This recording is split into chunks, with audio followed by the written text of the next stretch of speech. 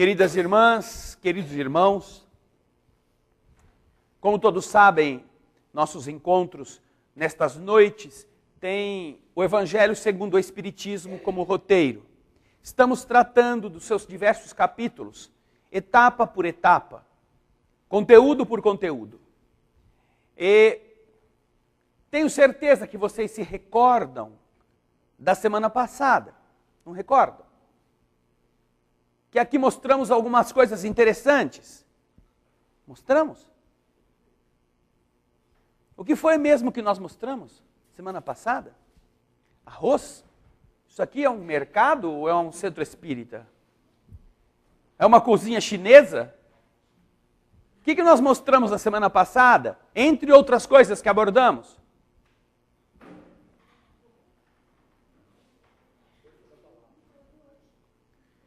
Dois vidrinhos com arroz, lacrados, não é? Em um havia um arroz que era branquinho. Os dois foram colocados ali dentro no mesmo dia, tirados da mesma panela. E em um, a pessoa havia escrito uma palavra bonita e falava essa palavra com um bom sentimento para esse arroz. E no outro havia escrito uma palavra feia. E todas as vezes que estava com raiva, ou que sentia uma contrariedade, ou que estava incomodada, essa pessoa ia lá e acusava o arroz de culpado. E aí o que aconteceu? O segundo arroz, que foi este, a vítima das cacetadas vibratórias, que deveria permanecer igualzinho ao primeiro, porque os dois potes estavam esterilizados, estavam lacrados, foram colocados os conteúdos no mesmo dia, sem nenhuma contaminação. O segundo deveria estar igual ao primeiro, mas, para surpresa, o que aconteceu? O segundo começou a ficar esverdeado, começou a ficar embolorado, enquanto o primeiro não, continuava igualzinho. Ao fazermos estas referências, estávamos comentando aquilo que é comum em todos nós, como seres que estamos sempre vibrando. E quando vibramos no bem, intervimos na ordem do mundo. Quando vibramos no mal, intervimos na ordem do mundo. Só que, naturalmente, esta simples experiência, que qualquer um aqui pode fazer, mas que eu tenho certeza que ninguém fez. Alguém fez? Ninguém fez. Não é? Quem fez? Fez? Isso. Já tem um efeito bom. Ela está dizendo que no dia a dia procurou xingar menos. Porque todas as vezes que a gente emite essas vibrações, elas atingem os outros e demonstram quem nós somos. Ao fazermos isto, nossa conduta envenena a vida de outras pessoas que estão vulneráveis e também a nossa, que estamos vibrando, produzindo este fel. Mas nós havíamos falado, faça você na sua casa essa experiência que está correndo o mundo todo, com crianças principalmente, empenhadas em fazê-la, para verem como funciona, para verem o que é real. Às vezes você fala para uma pessoa negativa, você tem que melhorar, minha filha. Meu filho, você não pode ser assim, tão negativo, tudo vai dar errado, você só fica esbravejando, você é pavio curto. Porque tem pessoas que dizem, mas é que eu sou assim mesmo, eu sou pavio curto, eu jogo os bofos para fora e depois eu fico bem. Fica bem. Faz isso com o arroz para você ver só, quem é que vai ficar bem? Você produz essa tragédia para você e para os outros. E faz com que a vida à sua volta demonstre, por aquilo que é ruim, a sua qualidade ou o seu defeito. Faça a experiência. Por quê? Porque quando você aconselhar alguém, olha, você está falando muito palavrão, você está xingando muitas pessoas, você só está vendo as coisas pelo lado ruim. Vem cá, olha, dá uma olhada nesses dois arroz aqui. Aí você pega os potinhos e mostra para a pessoa. Está vendo esse arroz? Nesse arroz acontece isso aqui. eu falo sempre coisas bonitas para ele, eu falo sempre que ele é lindo, que ele é maravilhoso. Olha o estado dele. Agora, está vendo esse outro aqui? Aqui eu jogo todo o meu fel quando eu estou com raiva. Falo que ele não presta, que ele não vale nada, que ele é isso, que ele é aquilo. Mas não é só falar, eu estou sentindo isto. Então o poder de penetração do meu fluido negativo, ele é multiplicado pela minha vontade e pela direção que eu estou dando. E a pessoa fica, jura? É verdade? Esse arroz pretão assim é só por causa disso? Está lacrado, os dois estão lacrados, olha a data da experiência, você colocou também, com cuidado. E então? Já pensaram como isso é educativo para os filhos de vocês? Para os seus funcionários? Para as pessoas com quem vocês convivem? Mostrando para elas um efeito físico do que acontece? Além de ser educativo para nós, que ouvimos, mas não acreditamos muito nessas coisas. Somos assim. Somos criaturas que sofremos as consequências destas coisas, mas não acreditamos que controlar o seu sentimento, controlar a sua palavra, controlar o seu impulso pode significar saúde. Por isso que um planeta de prova e expiação, como é o nosso, na conversa do tema do capítulo 3, ele é tão cheio de mazelas. Ai, mas agora a gripe está matando, e está matando aqui perto. Não é? Ai, mas como é que pode ser diferente? Não só porque as pessoas estão expostas ao frio, estão expostas à falta de alimentação, estão expostas ao contágio de vermes e de bactérias e vírus por toda parte, por falta de higiene. Não só por isso. Mas por que estas são crises cíclicas? Por que vermes, por que todos esses processos de bactéria, de infecção, eles nunca cessam? Porque eles encontram material mental de seres encarnados que colocam seu pensamento ao mau serviço da multiplicação dessas formas de vida, no plano invisível. E isto vale tanto para o globo terrestre como um todo, quanto vale para a sua cidade onde você vive, quanto vale para a casa onde você mora. Dentro das estruturas onde você está, a densidade do pensamento e do sentimento mostrará o que são as pessoas que vivem ali. Planeta de prova e expiação onde o mal predomina, onde há mais criaturas nesse estado. Portanto, enquanto elas não mudarem a emissão mental, vai apodrecer arroz mesmo sem cozinhá-lo. Os espíritos explicam nas obras de André Luiz como é que isto acontece. Em algumas delas, eles falam em uma experiência para avaliação do que está acontecendo na Terra, para que André Luiz e o seu amigo Hilário observem a superfície da Terra, e eles começam a descrever que estão vendo um oceano escuro, denso, e em que em determinadas áreas nuvens, parece de betume, de piche, que flutuam, estão pressionando as pessoas que estão ali vivendo. Bactérias mentais, pensamentos congregados das pessoas que estão habitando aquelas áreas. Por isso é que a Terra ainda está vitimada e vitimando-se.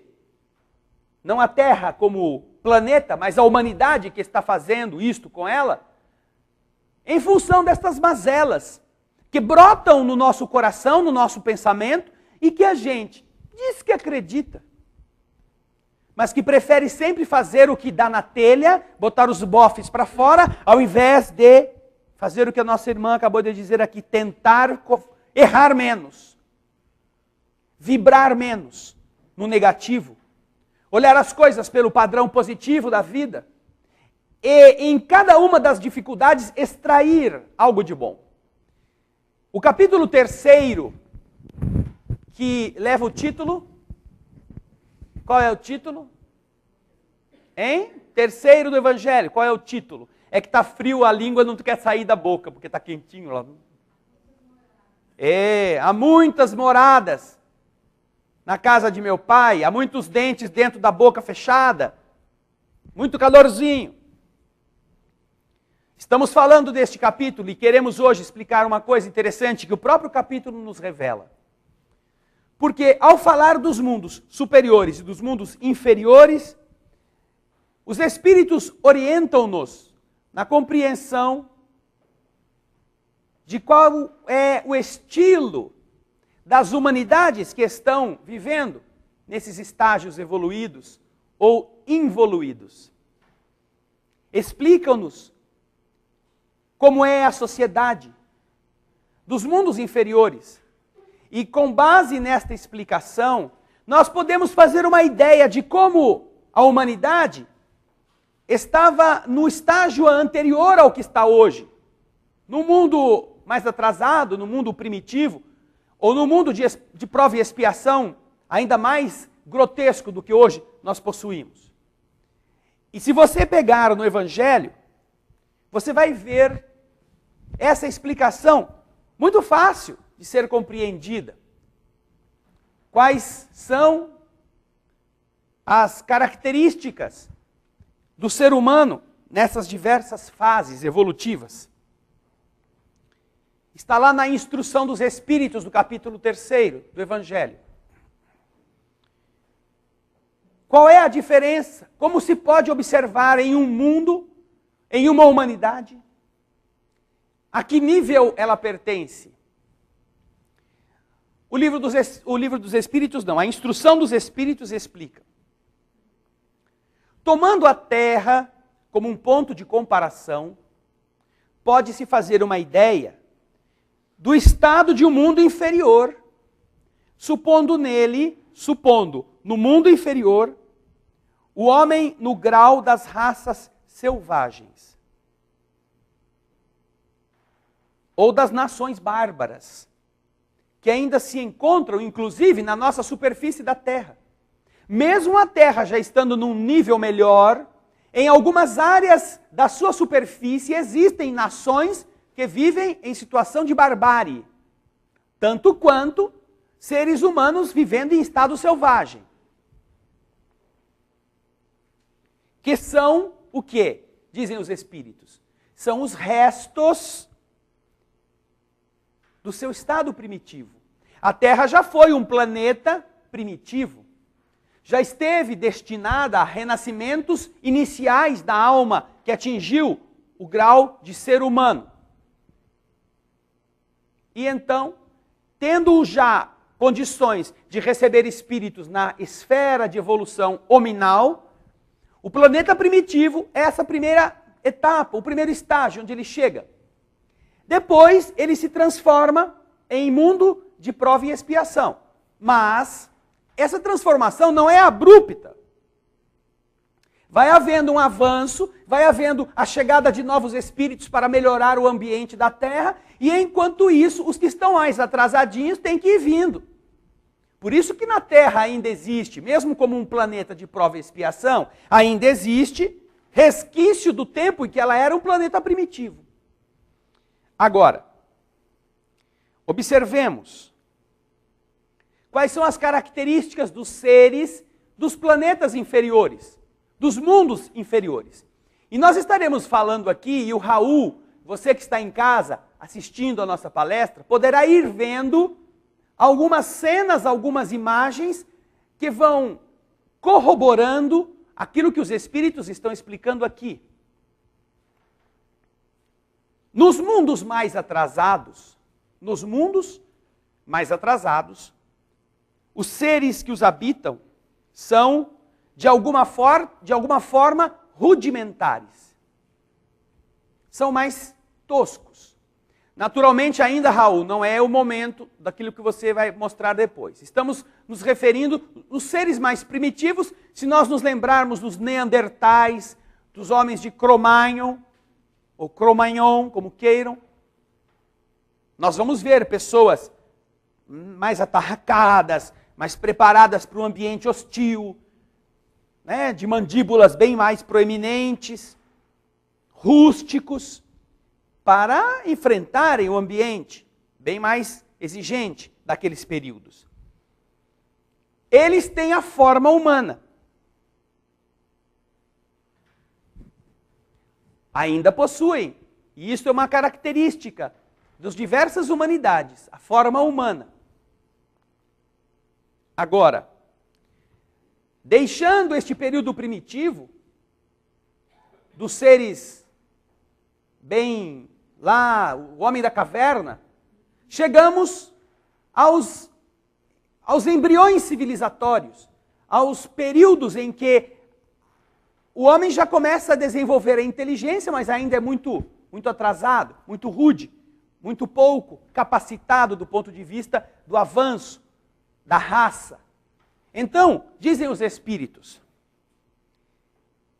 nestes outros períodos de evolução do ser primitivo, ele não tem beleza, apesar de ter a forma humana. E então aí nós vamos começar a ver, você que está em casa vai ter este privilégio que quem está aqui não tem, algumas representações feitas por artistas do período praticamente medieval, ou um pouco depois. No caso específico aí nós escolhemos algumas imagens, alguns desenhos, alguns esboços e estudos de Leonardo da Vinci, mostrando como eram as faces das pessoas nestes períodos. Eles tinham um corpo humano, mas não tinham nenhuma beleza. Eram criaturas pouco agradáveis, na sua maioria. Você está dizendo assim, ai, mas eu sou tão feinho, tão feinha, eu não sei, eu preciso de uma plástica. Não gaste seu dinheiro agora com bobagem. Pegue um livro da Idade Média e você vai ficar muito feliz, porque vai se considerar a Gisele Bündchen daquele tempo. Nenhum de nós que está aqui hoje, por mais feio ou feia que se ache, se compara à sombra do que eram as pessoas em períodos assim. Você vê nas pinturas, até de gente importante, de gente que tinha dinheiro, que comandava a vida na época, você vê a estrutura de rosto e até mesmo de corpo, que naqueles períodos estes artistas, eles puderam ir mostrando para nós, coisa que chega até hoje, nos esboços que fizeram.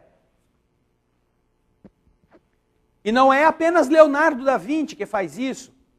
Se pegarem outros autores mais antigos, inclusive, verão como a representação da estrutura física daqueles tempos é demonstradora do estado pouco agradável e pouco harmonioso, naturalmente com algumas exceções, que a maioria da humanidade tinha naqueles períodos.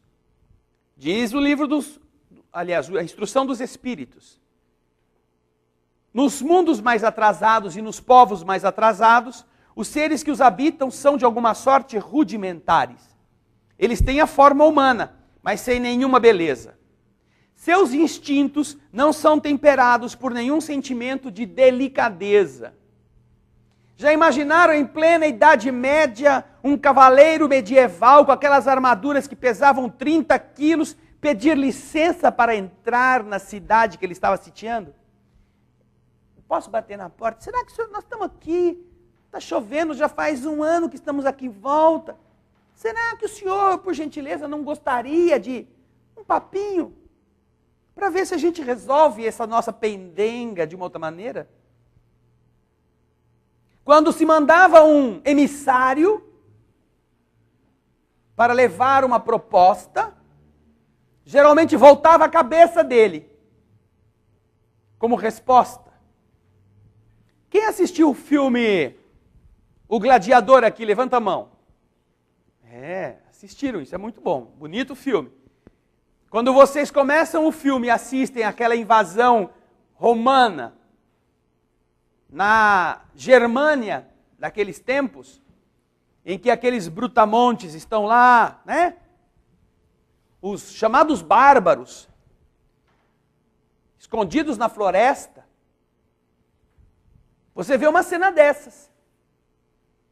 Vai um emissário romano para fazer uma proposta de rendição, para que com esta rendição eles não precisassem se submeter a serem dizimados. E a resposta é um dos gurilões vikings daquele período, que desce pelo cabelo, carregando a cabeça, e joga no campo de batalha como resposta. Olha que sutileza. Coisa diplomática. Está vendo? Que boa maneira de relacionar-se diplomaticamente um povo com o outro. Então, nestes períodos, os seus instintos não são temperados por nenhum sentimento de delicadeza ou de benevolência, nem pelas noções do justo e do injusto. Só a força bruta faz a lei. Se olharmos na história da humanidade, encontraremos este período facilmente. A força bruta faz a lei. E se observarmos com um pouco mais de exigência, veremos que até bem pouco tempo, e hoje ainda, em vários lugares, até hoje funciona deste jeito. A força bruta faz a lei.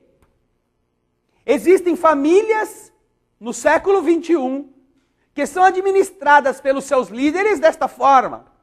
A força bruta do dono da casa, do que mantém a família, do que abastece com recursos, é a vontade que impera. E qualquer pessoa que se oponha ou queira fazer diferente, ou é castigado, ou é expulso, ou as duas coisas.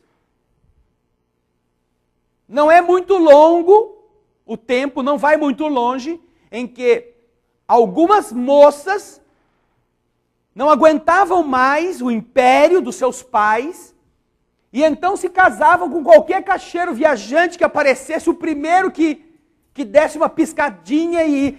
eu caso, até com poste, porque eu quero sair daqui da minha casa.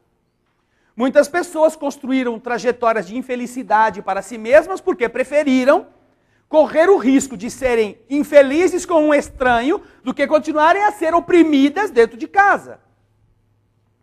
Porque aqueles indivíduos que estavam fazendo isto, e que até hoje, em alguns casos, continuam a fazer isso, são seres primitivos.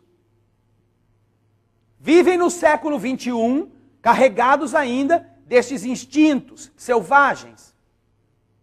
Muitos deles se dariam muito bem no zoológico, convivendo com os bichos lá, e talvez os bichos até tivessem medo dele. Porque essas são características da alma. Não estamos falando aqui de estilo de viver. Não, estamos falando de inclinações do espírito que carrega a alma e que em qualquer situação ele vai reagir desse jeito. Quando isso era coletivo, era predominante, a humanidade estava vivendo um período em que este comportamento a definia como uma humanidade primitiva. Só a força bruta faz a lei. Estes povos, neste estágio evolutivo, eles não têm indústria. Eles não fabricam nada. Porque a sua inteligência ainda não se organizou de maneira a permitir que, observando o fim, observando as necessidades da coletividade, eles pudessem se combinar para atendê-las, produzindo em maior quantidade. Não existem indústrias, existem o quê? Manufaturas artesanais.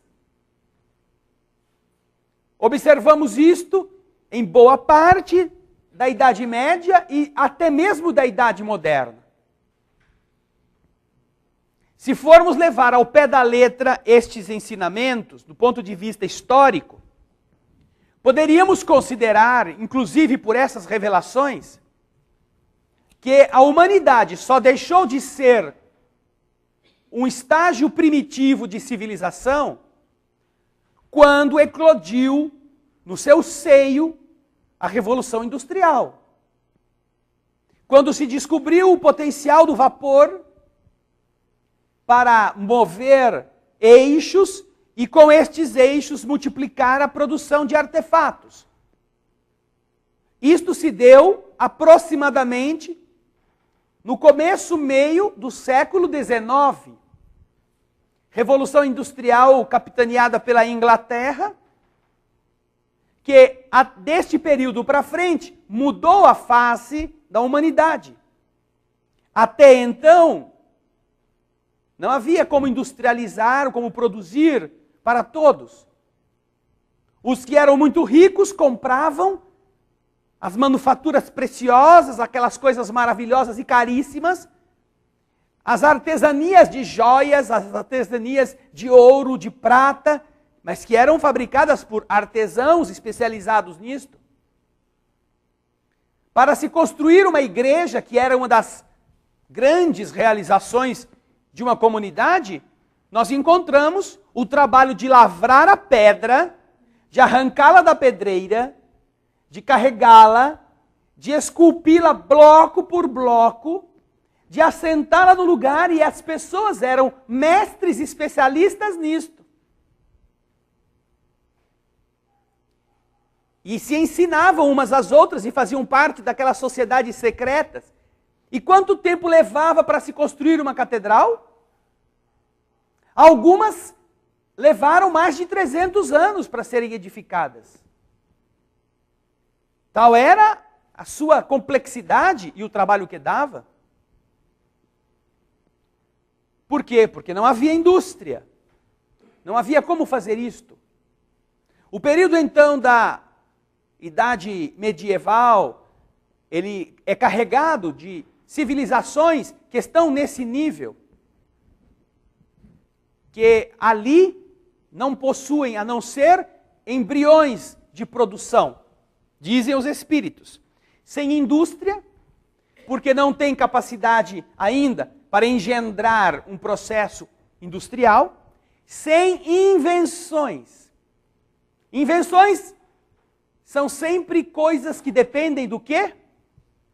Os inventos dependem do quê? Dependem da observação. Não, isso tudo é a vida só existe com a permissão do alto. Mas a invenção, você depende do quê? Ah, quero inventar um avião. O que eu vou fazer? Você precisa observar. Como é que você inventa o avião? Começando a ver como voam os passarinhos. Não foi assim? Ora, o próprio Leonardo da Vinci, naquele tempo, fez projetos de voo e fez máquinas cuja vontade dele era que levassem o homem a voar. Então, estabeleceu o padrão de asas, mediu, mas para fazer isso, precisou pegar passarinhos, matar passarinhos, empalhar, jogar para ver se voa. Mas isso aconteceu em Leonardo da Vinci de que época? De que época? Hã? Entre 1500 e 1600. E vejam só, ele já estudava como voava, mas o que faltava? Tecnologia para fazer o homem voar. Bartolomeu, um padre, um pouco mais adiante neste período, foi o primeiro que voou. Se não me engano, um padre português. Bartolomeu de Gusmão. Com ar quente. Mas ainda assim, ele precisou usar uma estratégia já conhecida da antiguidade, que é que o ar quente sobe, só que depois que esfria, desce. Passarinho não. Passarinho avoa o tempo todo, com os próprios recursos. Então, o homem, e aí estamos falando de um único homem, que foi Leonardo da Vinci, que era inteligente, que observava, e que ao fazer isto, imaginou construir uma máquina. Mas imagina transpor isto para a coletividade como um todo? Todo mundo interessado em ver como funciona. Pois até hoje ninguém fez a experiência do arroz em uma semana para ver como funciona. Quer dizer então, para pegar um passarinho e entender como é que ele voa? Estaríamos andando do pé ainda até hoje, ou de navio. Mas, quando o homem desenvolve a sua capacidade inteligente, ele começa a descobrir como fazer. E então ele começa a combinar processos. Um descobre o potencial da gasolina, outro descobre que ela pode produzir uma explosão, o outro vê como funciona a pressão da água no vapor, vão combinando e nós chegamos ao inventor do avião, o brasileiro Alberto Santos Dumont, que para chegar ao 14 bis, precisou fazer o quê? O quê? Ninguém sabe. Precisou fazer balão. Precisou descobrir como é que ele controlava a força do vento, o potencial das hélices, o potencial do motor, que na época de Santos Dumont era muito pesado para conseguir propulsionar um veículo mais pesado do que o ar. Tanto que ele faz N experiências com balão, inclusive aquelas nas quais ele amarra o avião, o 14 bis amarrado, e leva o 14 bis com um dos balões que ele produziu para testar a sua flutuabilidade. E quando ele voa com o 14 bis, e você olha o filme que fizeram em Paris, de Santos Dumont voando com o seu avião, você acha uma coisa estranha naquele voo. O que era? Mas esse avião está voando de marcha ré? Não é? Você não viu o avião voando de marcha ré? O rabinho está na frente e a zona está atrás. E o Santos Dumont está olhando para o lado errado. E o avião, que devia estar indo com a asa para frente, a maior zona, está indo com a asinha pequenininha para frente. Fala, mas Santos Dumont, você é brasileiro. Não vou falar de onde que ele devia ser. Porque agora a gente está transmitindo para o mundo todo. Inclusive para lá. Mas está andando para trás, você é caranguejo, meu? Qual é? Por quê? Porque na concepção de Santos Dumont, que dominou a capacidade de flutuar com um motor adequado que empurrava o avião, ao invés de puxar, não é? O avião, ele precisava controlar a ascensão e a descensão com aquelas aletas que ele pôs bem no nariz. Aquilo lá não tinha essa função que tem hoje o rabo do avião, mas ele puxando os controles, fazia aquela caixa grande, aquela caixinha menor que fica na frente, ela fazia assim, subia e baixava. Então o avião subia o nariz ou baixava o nariz, era a maneira de ele controlar isto. Por isso que o avião andava para trás, parecia. Depois, ele percebeu, no modelo seguinte, chamado de Mosier, que ele poderia inverter o processo, e então o motor puxava o avião para frente, a asa já está no lugar, ele estudou, inventou um outro sistema. Para fazer a invenção é preciso raciocínio, observação. Só que esses seres primitivos não tinham isto. Porque eles estavam preocupados apenas em sobreviver. Os seres primitivos e os seres que estão no mundo de hoje, primitivos também, não querem estudar, não querem observar, não querem fazer nada, eles só querem comer, dormir, multiplicar-se. Só isso. Sem indústria, sem invenções, gastam a vida na conquista da sua nutrição. Então, observando quais eram as preocupações da Idade Média na vida da sociedade. Ter o que comer e defender-se das invasões. Vocês já imaginaram viver em um país onde, em janeiro, você era atacado pela direita, destruiu tudo que você tinha. Se você sobrevivesse e reconstruísse, em fevereiro era atacado pela esquerda. Aí destruiu tudo que você tinha. Aí se você sobrevivesse e conseguisse reconstruir sua vida, em março era atacado pela frente. E destruiu tudo que você tinha. E se você sobrevivesse, em abril era atacado pela retaguarda. Quer dizer, morria o rei, entrava um outro maluco no lugar e mudava todas as leis e você tinha que seguir o que ele queria. Aí você começava a se adaptar ao que ele queria, morria ele de novo, porque lá naquela época ninguém vivia muito. Aí vinha o outro maluco, fazia de outro jeito, você tinha que seguir o que o outro rei estava falando. Quer dizer, você não tinha segurança nenhuma. Está parecendo o imposto de renda de hoje, que inventa cada vez algum motivo a mais para fazer você pagar mais imposto.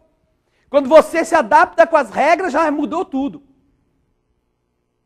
Então, neste período, os povos primitivos, eles são caracterizados por estas características. E se nós levarmos isto com profundidade, só nos tornamos seres não primitivos há pouco tempo. Não está ainda na esfera dos 200 anos que nós descobrimos a indústria e que as invenções passaram a ganhar, em termos de volume e quantidade, intensidade e variedade, a capacidade de produção de novas situações na vida, transformando o ser. Mas isso tem sido tão profícuo que hoje nós estamos comemorando, nesta semana, a chegada do homem à Lua. 40 anos. Vocês sabem como era o computador da Apollo 11, que chegou na Lua? Sabe como era? Com muito esforço devia fazer a tabuada até o 8. Porque qualquer relógio que você tenha no seu pulso hoje, que tenha funções de hora, minuto, segundo, calculadora, internet... Internet não, vamos deixar a internet para lá, mas que você saiba latitude, longitude, que você tenha botãozinho para fazer conta, é mais potente do que era o computador da cápsula de comando da nave que há 40 anos atrás pousou na Lua e veio de volta para a Terra. Vejam só, em 40 anos, quanto a humanidade não progrediu? Só nessas 4 décadas, em invento, em inteligência. Isso é fruto do quê? É fruto da transformação do nível evolutivo dos seres que estão vivendo na Terra. Tanto pela chegada de espíritos melhores, quanto pela melhoria daqueles que estão aqui desejando ser diferentes. Aprendendo novidades. Aprendendo como funcionam novos sistemas. Mas isso não era assim até pouco tempo atrás. Hoje você tem medo da tecnologia, de tal forma agitada como ela se transforma. Hoje você compra um telefone celular que você quer que faça chamada e eles te entregam um celular com uma Bíblia. Não porque a empresa vendedora é evangélica, mas porque a Bíblia é o manual de instruções que você tem que ler para entender como aquela coisa funciona. Se você quiser tirar todas as vantagens que ele te oferece. Mas você não lê nem o Evangelho, nem o capítulo 3º, vai ler o manual de instruções. Eu quero é fazer a chamada. Nós ainda estamos, a maioria de nós, vivendo na plena modernidade, sonhando em voltarmos ao tempo antigo, antes que você tirava o telefone, alô, discava lá o discão, completou a ligação. Agora, é claro, existem exceções, porque hoje a meninada sabe fazer tudo sem ler o manual de instruções. A meninada sabe tirar fotografia, filmar, jogar de todo tipo de joguinho, entrar na internet, conversar com os amigos, mandar torpedo, faz de tudo. Agora você pega qualquer pessoa assim da geração de 20, 30 anos atrás e pergunta: quantos torpedos você mandou hoje pelo seu celular? Torpedo? O que é esse negócio? Para mim era aqueles bilhetão do tempo do bailinho, né? Ainda chamava correio elegante, quando o mundo era mais civilizado. Tinha lá você um canetão, um pedação de papel, você tá bonita hoje. quer dançar com eu. Aí com eu você já não queria mais dançar com ele. Agora você recebe no seu celular o torpedo. Como é? Tá afim? E você já entende tudo. Tá afim? Tô afim. Então vamos pro fim. Já vai tudo lá pro fim, pro finalmente. Mas como fazer para você criar o torpedo, negócio? Você tem que ler a Bíblia, o manual de instrução. Ai, onde é que está torpedo? Fulano falou para mim, ai, me manda um torpedo. Você viu lá na promoção da televisão, envie um torpedo para o número 4554 e responda e participe do concurso. E você fica, meu Deus, eu vou procurar onde é que está, né, o manual de instrução, o que é esse torpedo? Eu sabia que era só para afundar navio, mas agora parece que é para ganhar coisa também. Avanço da tecnologia em 40 anos. Falando tão somente da Apollo 11. Meu sogro que costuma dizer assim, olha, vendo como é que os homens chegaram na Lua 40 anos atrás, isto foi uma conduta extremamente imprudente. Nos conceitos de hoje, de tecnologia, de avanço, o que os homens de 40 anos atrás fizeram foi um arrojo de loucos, de malucos. E mostraram que foram capazes, com pouca tecnologia, de chegar à Lua e voltar. E graças a eles, todo o restante se desenvolveu. Hoje o homem chegaria na Lua brincando. Se desejasse mesmo empenhar-se nisso, as facilidades para obter toda a tecnologia que leva o homem e traz o homem de volta são ridículas perto do que eram há 40 anos. Mas enquanto os povos são primitivos, isso não acontece. Os mundos inferiores não permitem isto. Agora então, entendamos uma coisa. Há muitas moradas na casa do Pai, e estas moradas também progridem. A progressão que está havendo nos últimos 100 anos da raça humana na tecnologia está sendo permitida por Deus, obviamente, mas está sendo permitida porque existe um plano, do plano espiritual para isto. Quem administra a Terra, quem governa os destinos da humanidade, está vendo o que está acontecendo. Como é possível favorecer a inteligência e as conquistas tecnológicas com tanta proficiência, com tanta prodigalidade, para de repente, queima tudo, destrói todo mundo, acaba, vamos começar tudo do zero, como se nós fôssemos os tiranossauros, brontossauros, dinossauros, que de repente são extintos. Ninguém está falando aqui que os pobres dinossauros não tinham a sua civilização. Mas o mais próximo que eles chegaram, talvez, de algum tipo de convivência comunitária, foi o urro. Aí o outro tremia e urrava de lá.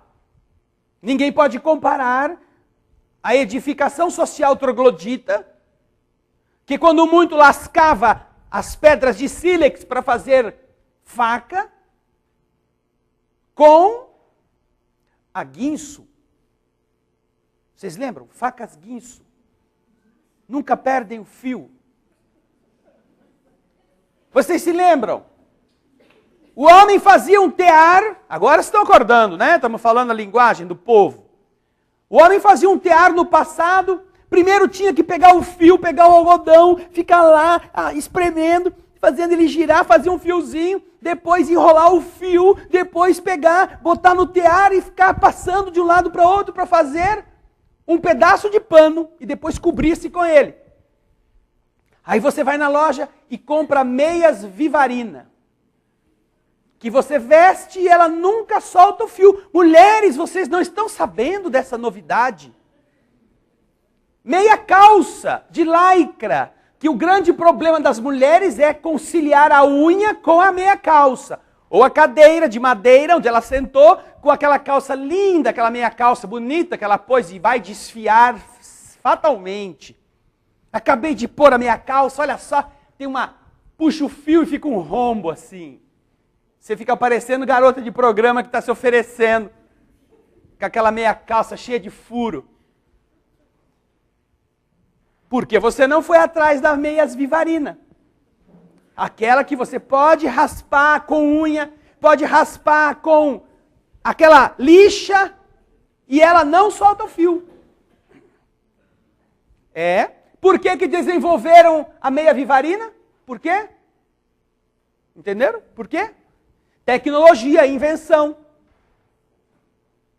Para provar que nem tudo era possível a faca guinso cortar. Porque a faca guinso dizia que cortava tudo. Moeda. Fazia assim, tuf! O tomate fazia assim, pof.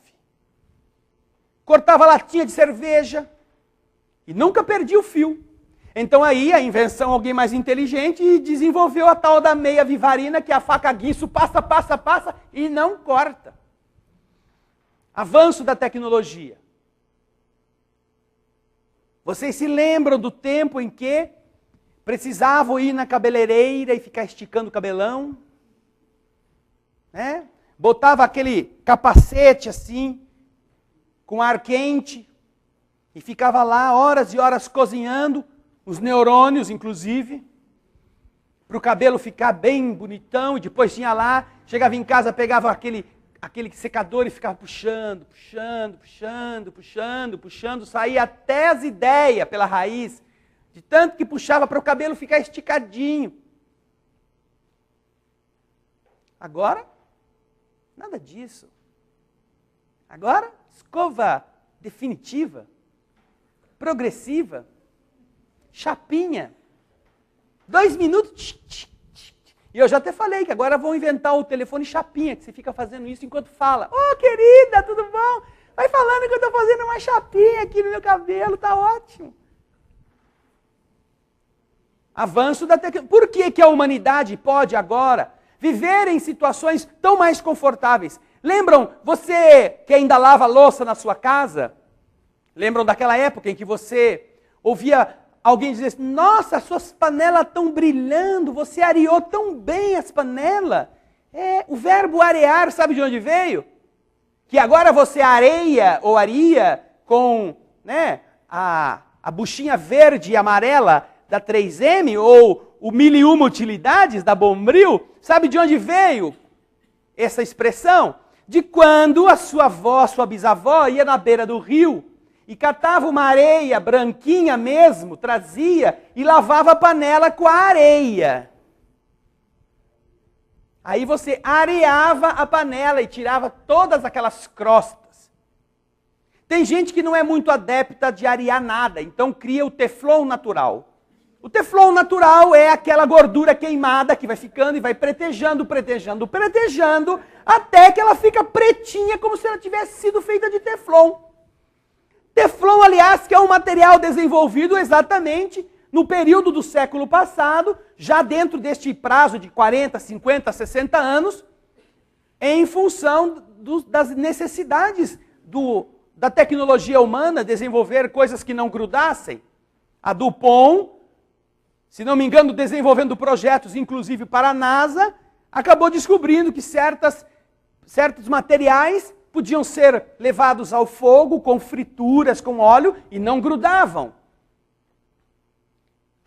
E por que todo mundo hoje tem micro-ondas? Vamos esquentar, fazer um leitinho quentinho, põe no micro-ondas. Vou fazer pipoca, põe no micro-ondas. Vou fazer um macarrãozinho. Como é que chama aquele macarrãozinho instantâneo? Miojo, vocês sabem, né? Olha o avanço da tecnologia, põe no micro-ondas. Já imaginou a mama fazendo uma macarronada há 100 anos atrás? Pega o trigo, soca no pilão, faz a farinha, aí põe a farinha junto com o fermento, amassa tudo, aí passa... Eu ajudava minha mãe a fazer macarrão em casa, ela tinha uma maquineta assim, que a gente adorava, criança é tonta, né? Fica querendo fazer novidade, e aí ela amassava a massa, cortava, e a gente ficava passando, e a massa passava assim, uns rolinhos que fazia ela ficar fininha, compridinha, toda cortadinha. Ah, saudável. Antigamente tudo era saudável, porque não era industrializado. Hoje você compra em qualquer boteco, você esquenta a água no micro-ondas, joga lá dentro e come o macarrão. Instantâneo. Avanço que o micro-ondas trouxe para a nossa comodidade decorrente de processos de desenvolvimento das tecnologias. Na percepção de que determinados produtos que emitiam micro-ondas, sobretudo para a comunicação, produziam como efeito o aquecimento sem toque, sem precisar botar no fogo. E aí desenvolveram-se máquinas, a primeira tinha metade do tamanho desta sala aqui, o micro-ondas, e que depois foram sendo diminuídas, e hoje você compra em qualquer lugar uma caixinha de sapato que esquenta e faz instantâneo tudo aquilo que você quiser.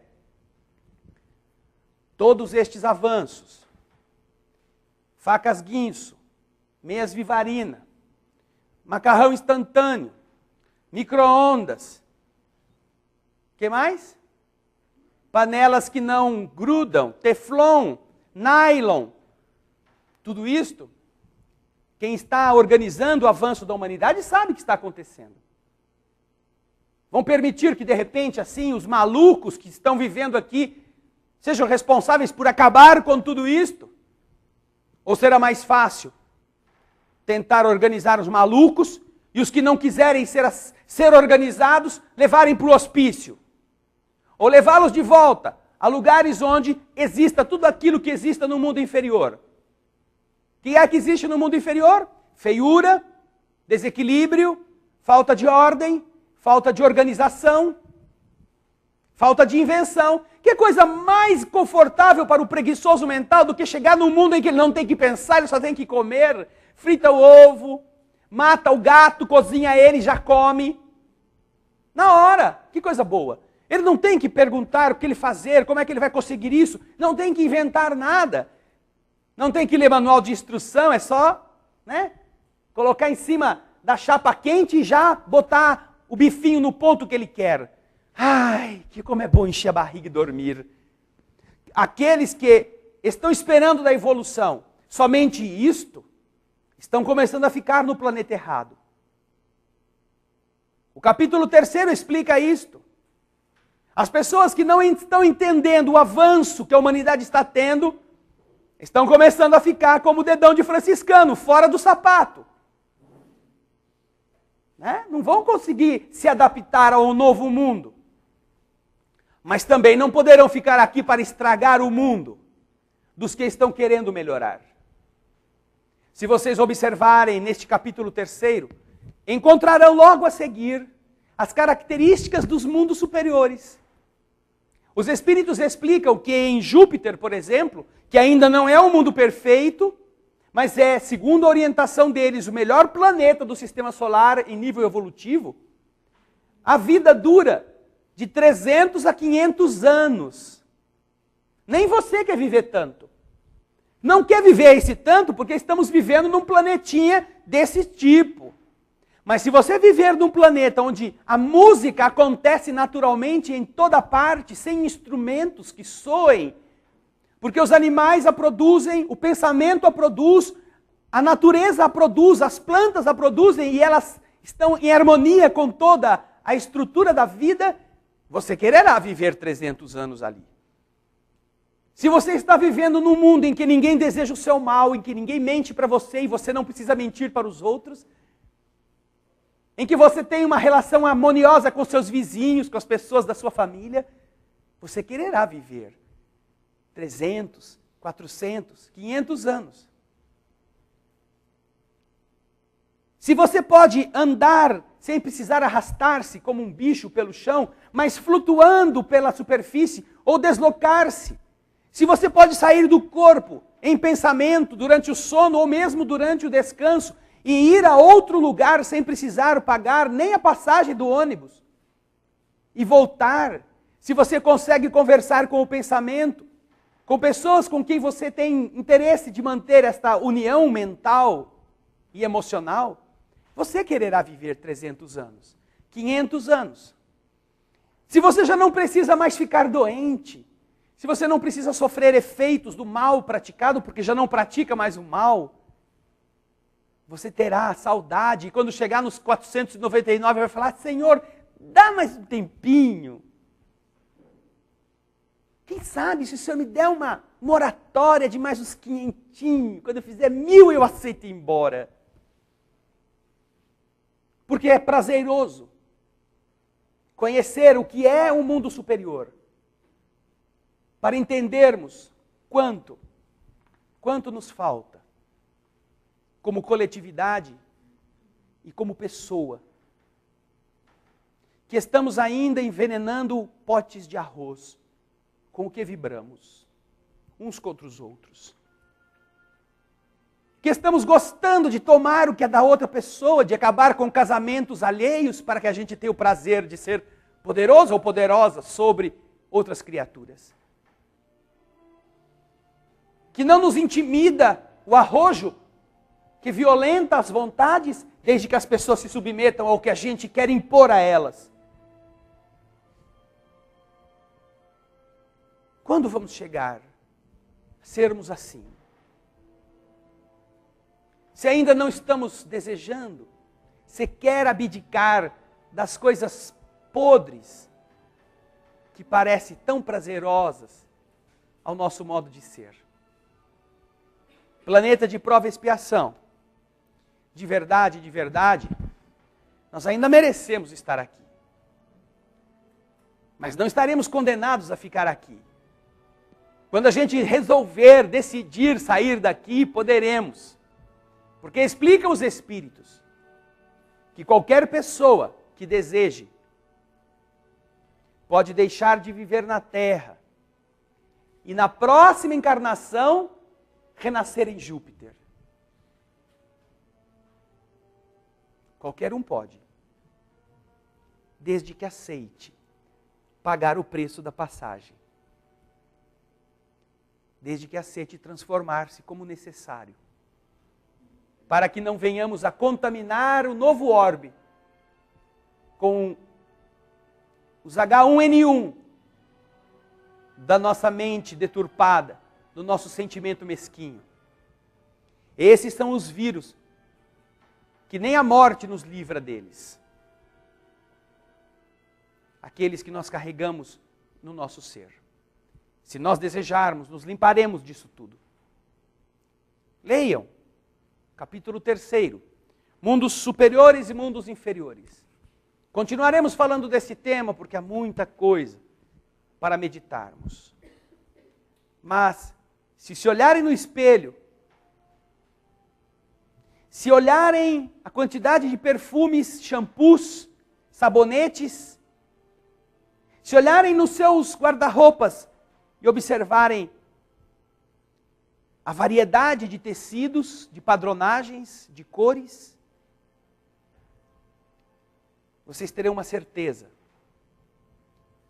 que vocês já não estão mais no nível dos seres primitivos. São bonitos por fora, gostam de coisas melhores, reconhecem valores em sensibilidades, apreciam música, gostam de um cinema ou de uma obra de arte, olham para uma tela, se encantam com o significado, descobrem e interpretam o que ela quer dizer. Isto significa já avanço. Por isso, queridas irmãs, queridos irmãos, não se tratem como se fossem bichos. Vocês, todos, faz muito tempo que deixaram a selva. E com essa consciência, amanhã, quem sabe, já não aprendamos mais a sorrir, a falar o bem, a olhar o mundo pelo lado positivo e a transformar nossa vida, quem sabe, no primeiro estágio da regeneração, para que depois ele se amplie a todos os que estão conosco. Você é convidado do bem para isto. Ajude Jesus a acelerar este processo. Há muitas moradas na casa do Pai, é verdade.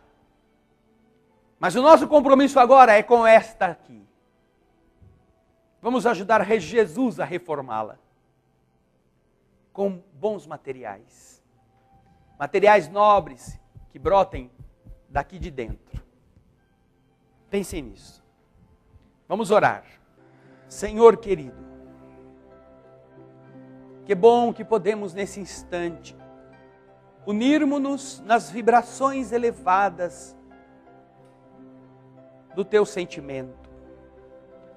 Sentindo, não apenas neste ambiente, não apenas nos lares que estão com a gente em oração, mas sentindo no próprio coração a ação magnética, o carinho real, verdadeiro, das entidades amigas que nos envolvem, que sabendo das nossas lutas, dos nossos compromissos, tanto têm se empenhado para que não percamos a oportunidade de agora no mundo estarmos reencarnados com tarefas específicas, que não nos deixemos perder pela angústia, pela dor física, pela decepção moral, pelas lutas do ganha-pão, que não nos deixamos abater, pelos conflitos familiares, geradores de traumas na emoção. Que tudo isso é uma verdade, mas que acima disto, assumamos a responsabilidade de vencer essas dificuldades com confiança e fé, com coragem,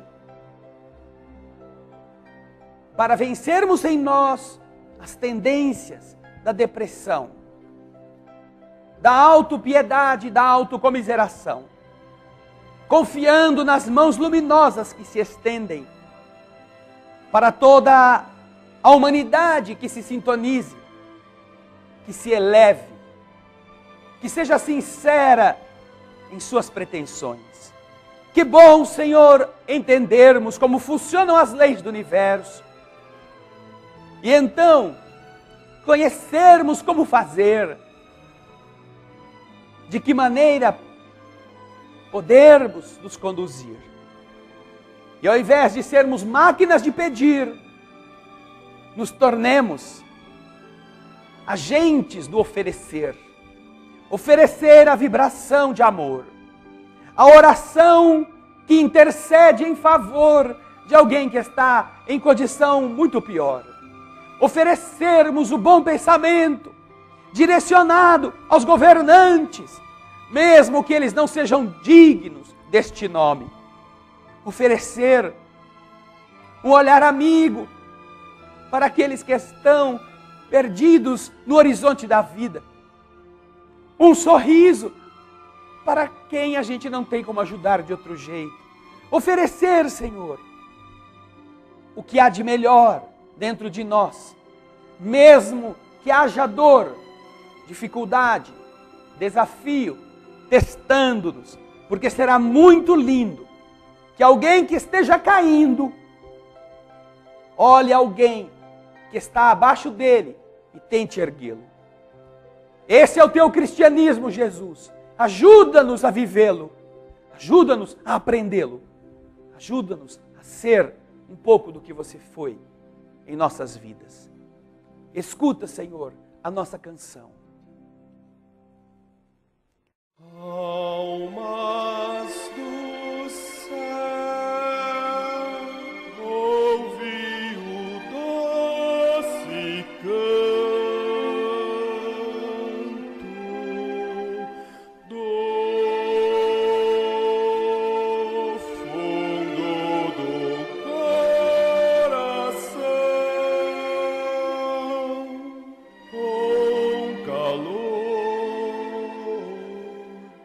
repleto de perfume.